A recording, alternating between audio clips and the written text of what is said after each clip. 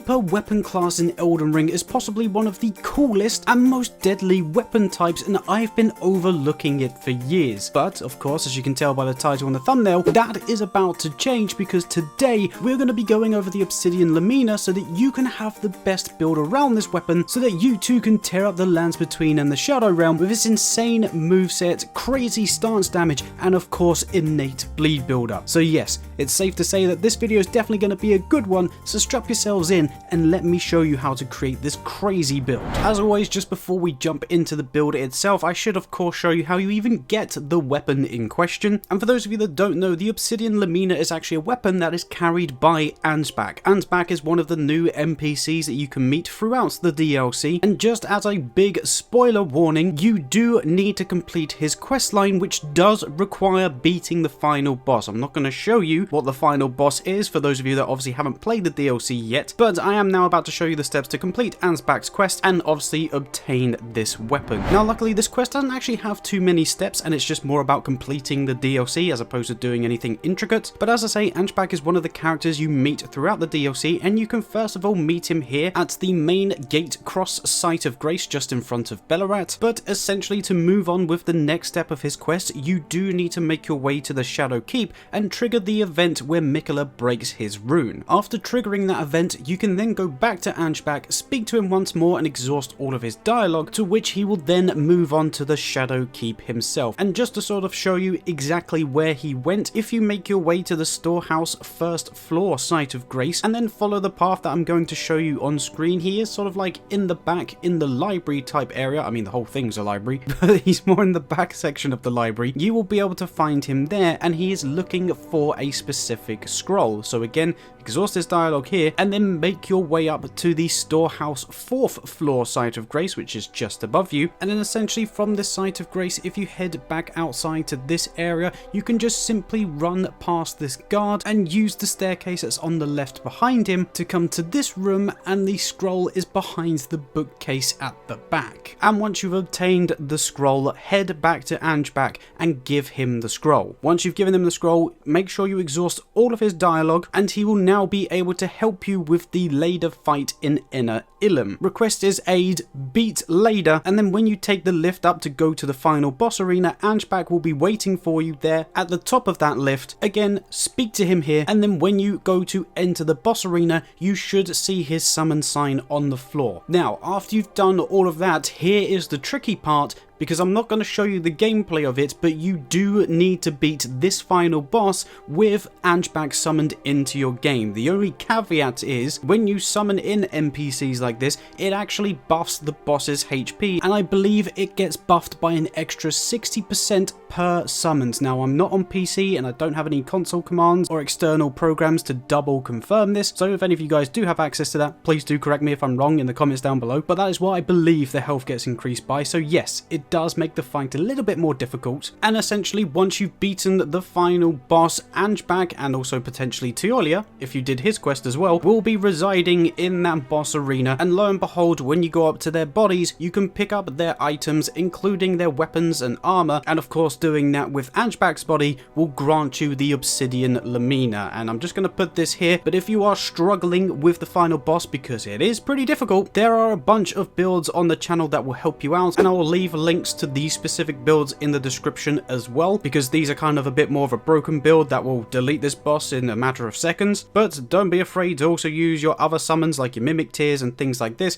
because this boss can be super annoying. But essentially, now that you've got the weapon, you've got one of the coolest weapons in my opinion in the game in your hands, because not only do you look like the Grim Reaper bringing death with this insane looking scythe, but you also get Ansbach's moveset, which may not be the best when he was using it, but now that we can control what we're doing with this weapon, can actually be very, very useful. Firstly, I just want to point out its Ash of War, because it can be a little bit hard to master, because the dynastic sickle play Ash of War essentially allows you to dodge or drift past an enemy's attack, and then has a bunch of follow-up moves. So as I'm hopefully showing you on screen, as I say, once you press the Ash of War, you do sort of like a dodge or like a twirl to move out of the way of an enemy's hit, but you can follow that up with a heavy attack to do do a tremendous swipe, and then if you've got enough time to get the next follow-up off, you will then do 3 more swipes in total, and with all of these attacks combined you can do around about 5,000 to 6,000 damage, as well as a whole bunch of stance damage, and if you use it correctly in battle, this move can be extremely punishing. The other beautiful thing is obviously where it's a scythe, it does actually have a very nice range just because obviously of how big it is, but of course one of the main drawbacks with this weapon is it is a little bit slower and can be a little bit harder to master because you do need to find the right timings to of course get that full Ash of War off, because it does take about 5 seconds to get the full move off, but of course you can just choose just to do the one follow-up move if you've only got time for that. And this weapon also has a very heavy hitting charged heavy attack that does 2 big swipes when you do a full charged heavy, and again these can deal thousands of damage as well as a whole bunch of stance damage. But of course if the range and the base damage and the stance damage wasn't enough, this weapon also does bleed build up, which just adds to the catastrophic damage that this thing can do. Of course, you would have been seeing gameplay in the background, and just to give you reference, the gameplay is from New Game Plus 2, but more importantly, to mimic the damage that I'm doing with the weapon itself, you're going to need to run these following stats, and as always, it's a level 150 character, but I will show you the level 200 stats in a moment. And just to let you know, the starting class with this particular character was a samurai, but you can use any of the starter classes, it doesn't matter too much, but essentially,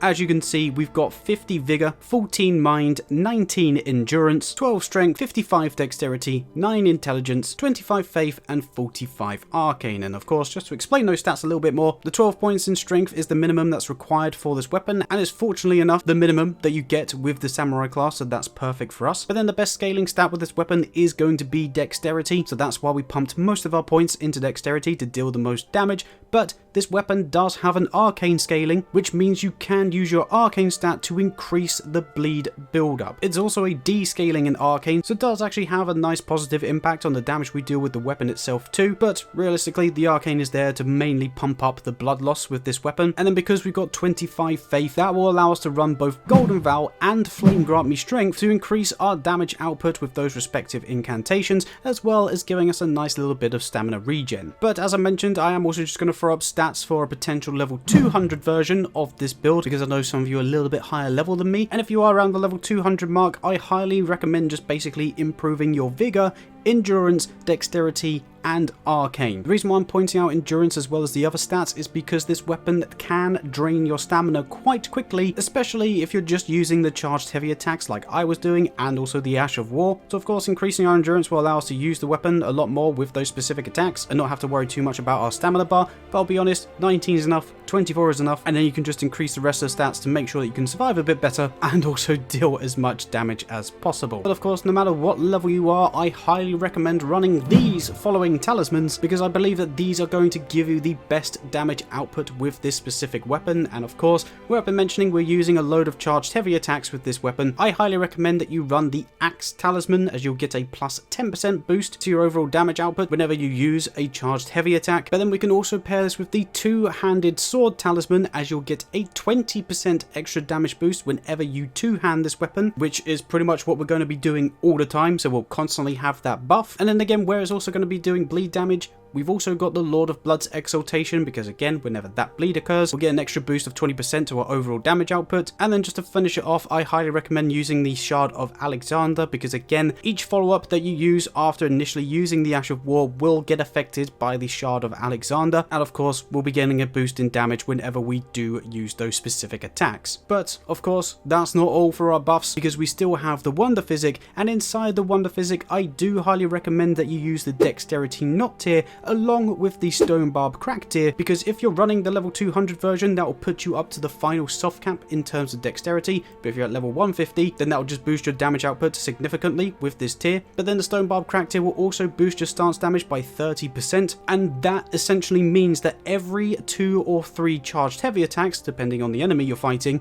you will be able to break their poise. And I believe that also goes for the Ash of War. After 2 or 3 uses of just the first follow-up, we'll also be able able to break your enemy's poise. So essentially, if you don't beat your enemies with the thousands of damage that you're doing with the weapon itself, you will also be able to break their poise super easily, allowing for a whole bunch of critical hits, which will allow you to destroy pretty much any boss in the entire game. And then just to kind of round the build off, because I know there's some of you that are keen-eyed out there, you would have noticed that we're also wearing the white mask. That is pretty much the only quote-unquote necessary bit of armor that you need to wear, because again, whilst wearing this helmet, whenever a bleed proc does occur, you will get an extra 10% on top of your damage output, which does stack with the Lord of Blood's exaltation. But for the rest of the armor, I was actually using Angebach's attire just to fit with the theme of the weapon. But to counteract running the white mask and Angebach's attire, I did in fact use one of the heaviest gauntlets in Greaves, because I was using the gauntlets of Greaves of Solitude to pump my defense all the way back up and give me 54 poise. The other benefit with running those is they also kind of blend in with the armor, so it's not too much of an eyesore whilst giving us that extra layer of protection. But it is kind of pivotal because, as you all know, with this weapon we are going to be up close and personal,